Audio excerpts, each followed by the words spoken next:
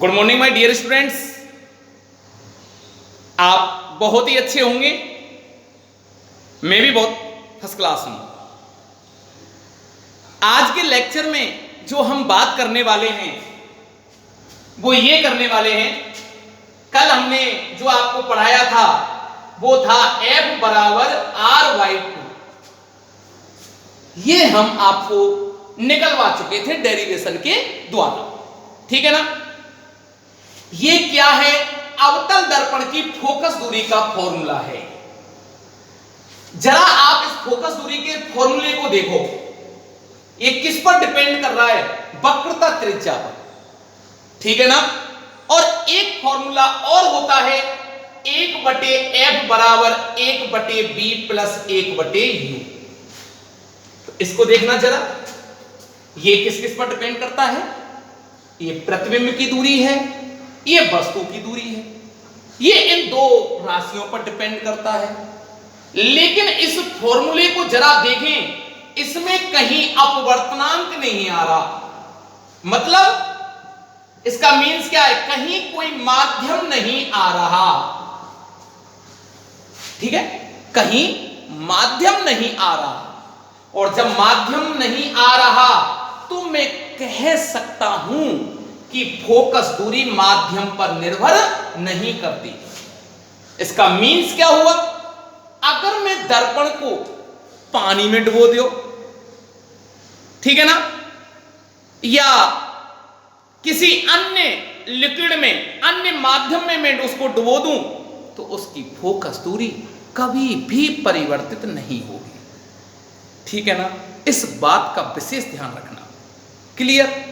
तो बेटा इसके इस कॉन्सेप्ट के ऊपर एक मैं न्यूमेरिकल कराता हूं, जो एक साल छोड़ के एक साल, इस साल आ गया तो अगली साल नहीं आएगा, ठीक है ना। इस बात का ध्यान रखना। इस फॉर्मूले के ऊपर एक छोटा सा क्वेश्चन पूछता है, जो कैसे आता है जरा देखें। एक अवतल दर्पण की, एक अवतल दर्पण की वक्रता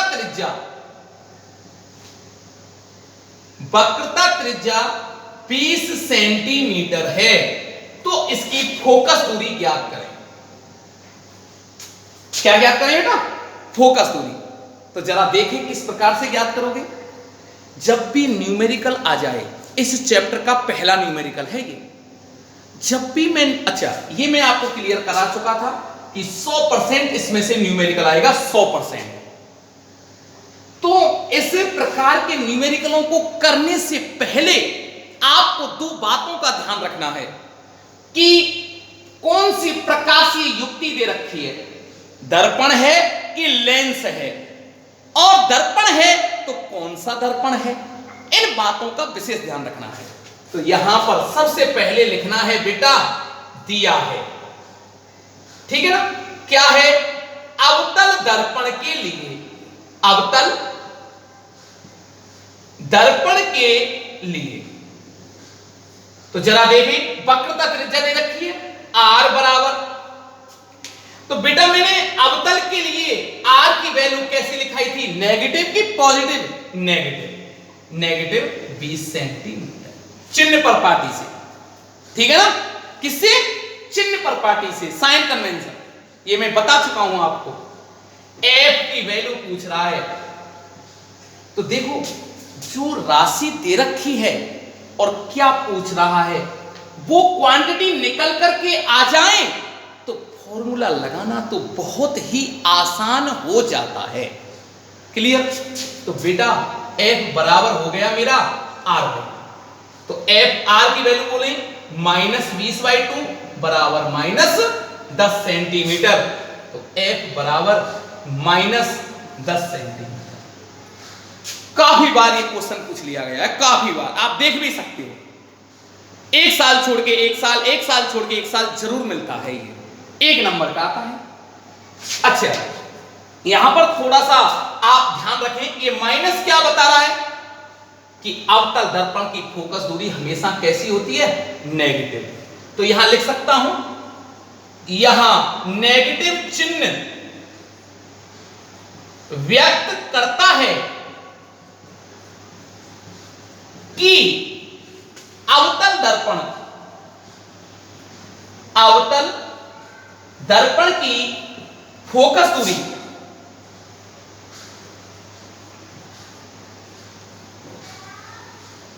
नेगेटिव होती है,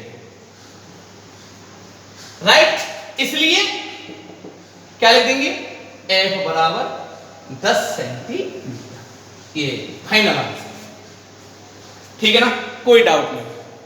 अब इसी के साथ आरएफ में संबंध आ गया। अब मैं ज्ञात करने वाले हैं यूबीएफ में संबंध या दर्पण सूत्र। दूसरा नाम क्या है यूबीएफ में संबंध को, क्या कहते हैं, दर्पण सूत्र। तो जरा देखें,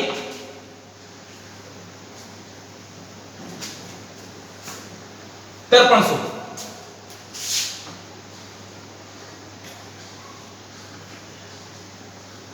या यूबीएफ में संबंध, ये बेटा काफी बार 2 नंबर का आ चुका है, 2 नंबर का आता है, ये 2 नंबर, ठीक है ना, बहुत ही शानदार है। थोड़ा सा यहां पर आप ध्यान रखें, तो इस बात का ध्यान रखना, पेपर में जनरली ये क्वेश्चन किस प्रकार से आता है, पेपर में आता है कि गोलीय दर्पण के लिए दर्पण सूत्र उत्पन्न करो। किसके लिए, गोलीय दर्पण के लिए। अच्छा, जब आप गोलीय दर्पण के लिए निकालना चाहते हो, किसी दर्पण का नाम नहीं दे रखा है, तो किसी भी दर्पण के लिए आप इसको ज्ञात कर सकते हो। अगर उसने दर्पण का नाम दे दिया तो हमको उल्टा टेंशन में डाल दिया, तब आप उस दर्पण के लिए कैलकुलेट करोगे, ठीक है ना।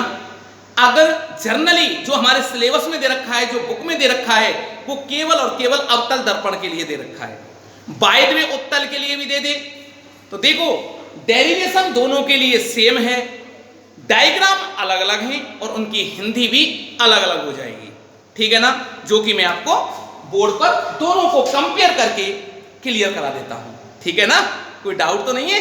चलो देखो बेटा,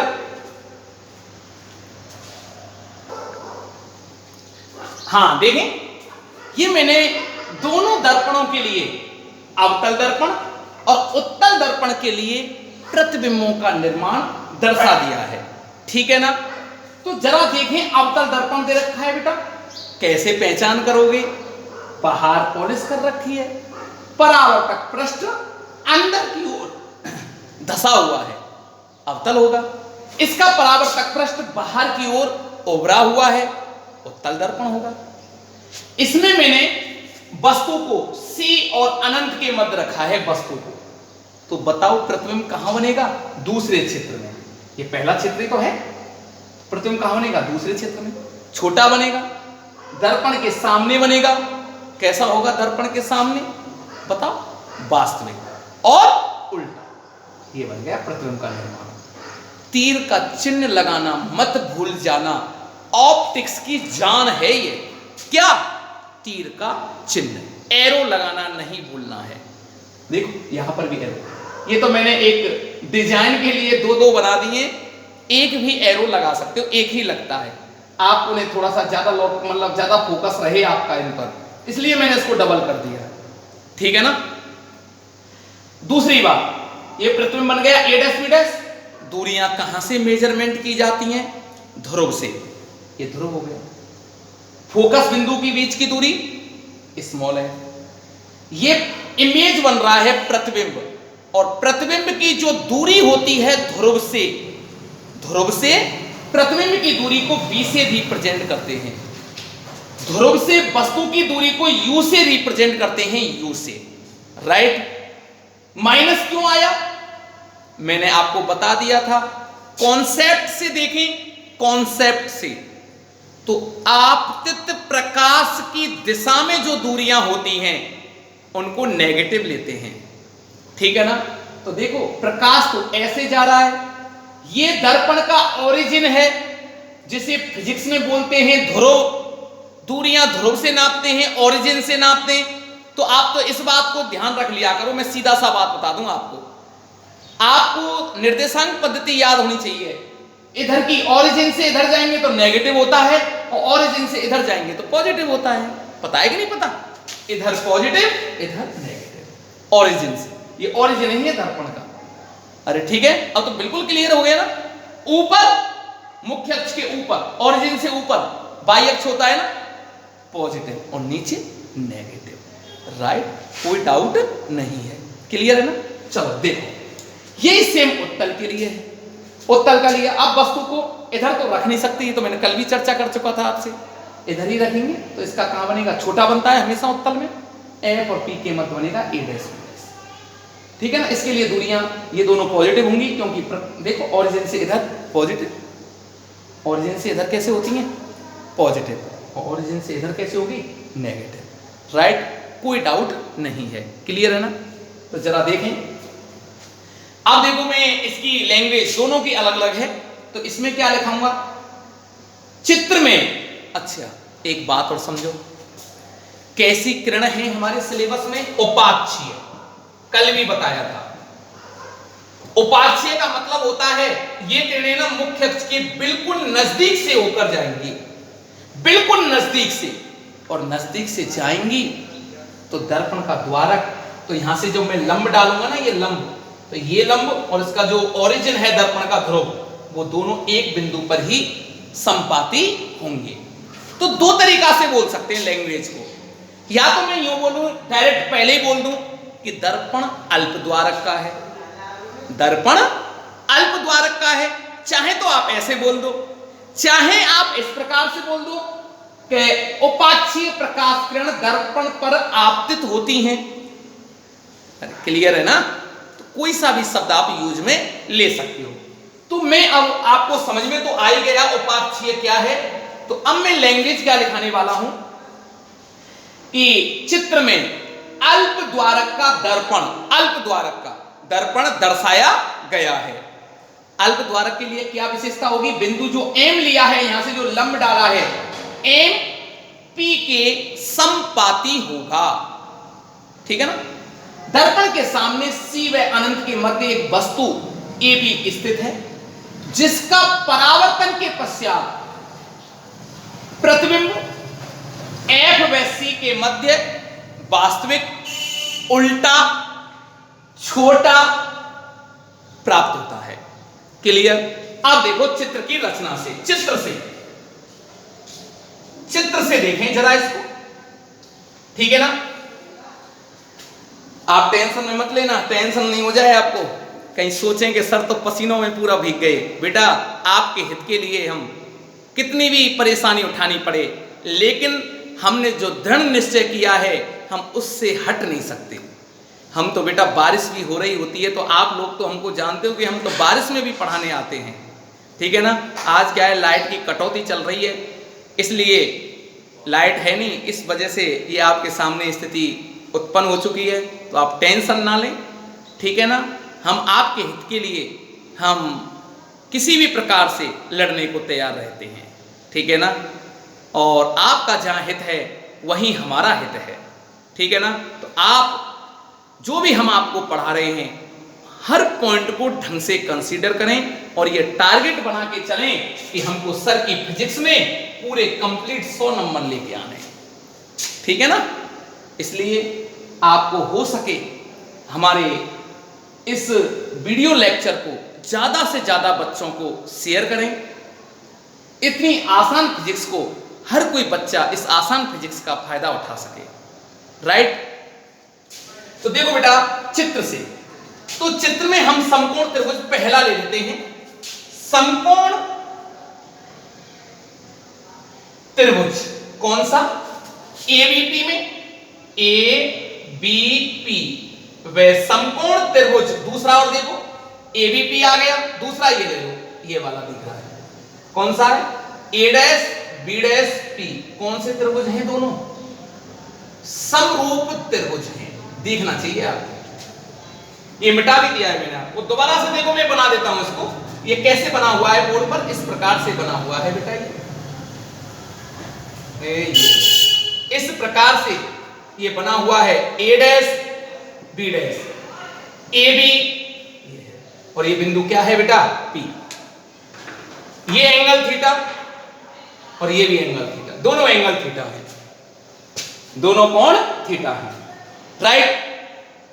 अच्छा, ये 90, ये भी 90 है, ठीक है ना, ये यहीं से तो लिया है मैंने, ये भी 90, ये भी 90, ये दोनों, ये त्रिभुज दे दिए मैंने यहां पे, दोबारा से दर्शा दिया है आपको समझाने के लिए, ठीक है ना, कोई दिक्कत। किसी त्रिभुज के जब दो कोण समान होते हैं तो तीसरा कोण तो बेटा ऑटोमेटिकली समान हो जाता है, ठीक है ना, जो कोण ये होगा वही कोण ये होगा। तो ऐसा त्रिभुज कौन सा त्रिभुज होता है?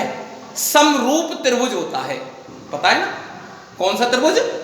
समरूप त्रिभुज। तो ये समरूप त्रिभुज होगा, और समरूप त्रिभुज की संगत भुजाओं का अनुपात कैसा होगा? बराबर, ये अपॉन ये, ठीक है ना, संगत भुजाओं का अनुपात बराबर होता है। तो जरा देखें, A B upon A dash B dash, this upon this, अच्छा, इक्वल टू ये अपॉन, क्योंकि दूरियां ध्रुव से नापते तो ऐसे लिखना उचित रहेगा, पी भी लिखना, कहीं ऐसे मत लिख देना बीपी, पीवी बटे पीवी डैश, समीकरण नंबर, राइट, कोई डाउट नहीं है, क्लियर है ना।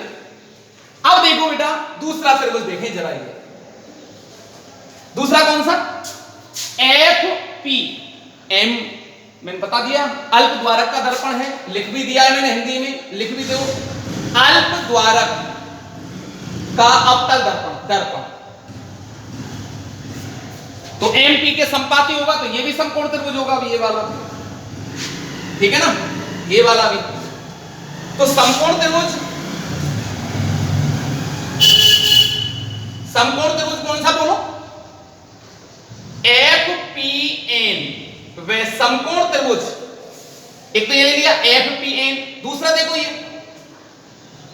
एफ बी डैश ए डैश, कौन से त्रिभुज है? ये भी समरूप त्रिभुज है। इसको भी जरा मैं दोबारा से बना दूं, इसकी आकृति को देखो, ये लो,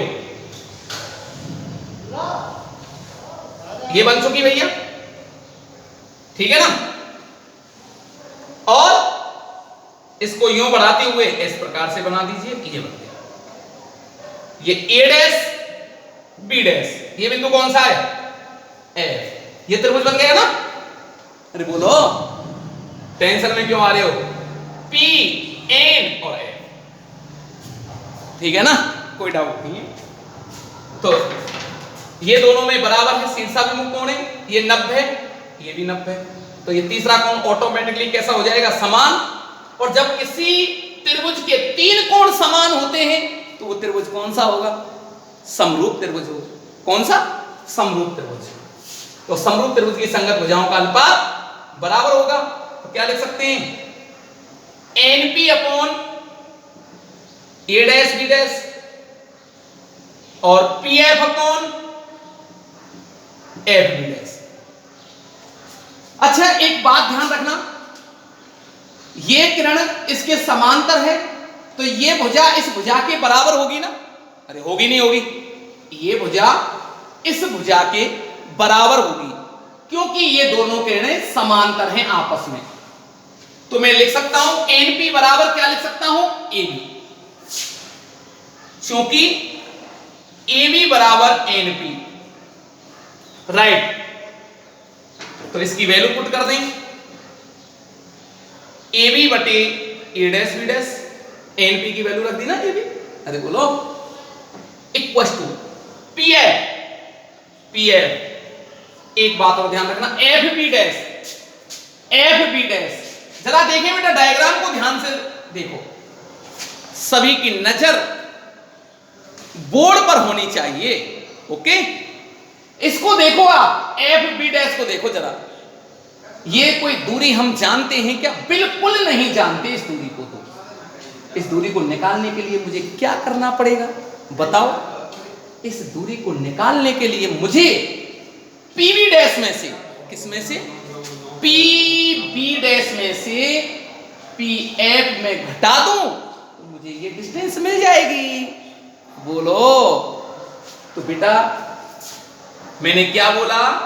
पीवी डैश में से मैं पी एफ घटा दूं, क्यों ये दोनों डिस्टेंस मुझे मालूम है, तो मुझे क्या मिल जाएगी, एफ बी डैश मिल जाएगी। इक्वेशन 2, दोनों को कंपेयर कर लो, देखो ये भी इस बराबर है और ये राशि भी इस बराबर है।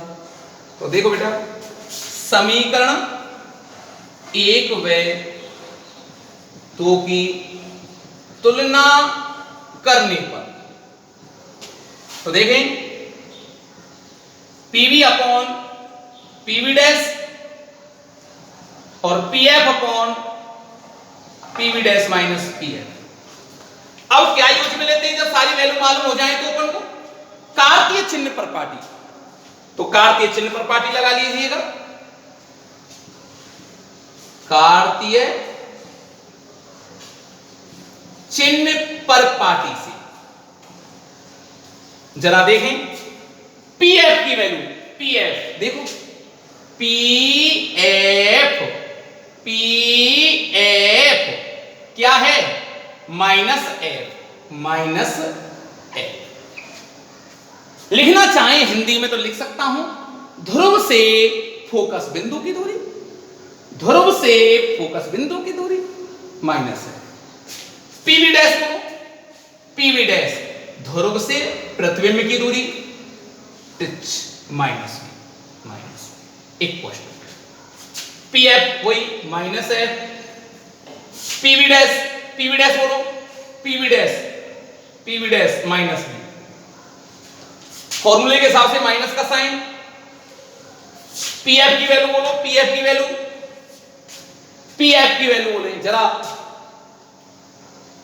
क्या आएगी, माइनस माइनस प्लस है। कोई डाउट वाली बात नहीं है, बता दो कोई दिक्कत वाली बात है क्या, बता दो कोई दिक्कत वाली बात है क्या।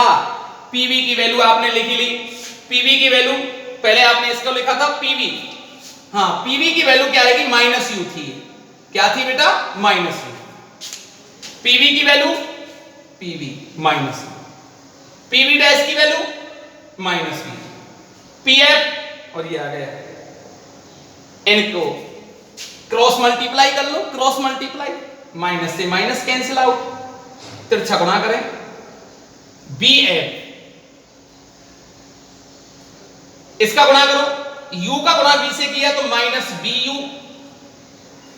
ये तो प्लस है ना, कट गया ना माइनस से माइनस, और इसका गुणा किया तो बेटा क्या आया, यू एफ, इसका प्लस का, दोनों पक्षों में u b f का भाग देने पर, भाग दे दिया मैंने दोनों पक्षों में u b f का, तो जरा देखें जब u b f का मैं भाग दूंगा इसमें तो bf से bf कट गया, क्या बचा, 1/u। अरे bf u b f का मैंने भाग दिया तो bf से bf कट गया, 1/u आया। अब मैं इसमें भाग लेता हूं तो bu से bu कट गया, माइनस 1/f बचा। इसमें uf का uf से uf कट गया, 1/b बचा, किसका बचा, प्लस का। क्या करना है, पक्षांतर, इसको इधर ले आओ तो क्या आ गया, 1/f, किसका आया इधर, प्लस का, 1/b, ठीक है ना। अब जरा देखें आप, एक बात विशेष ध्यान रखना है यहां पर, क्या होगी इस बात का,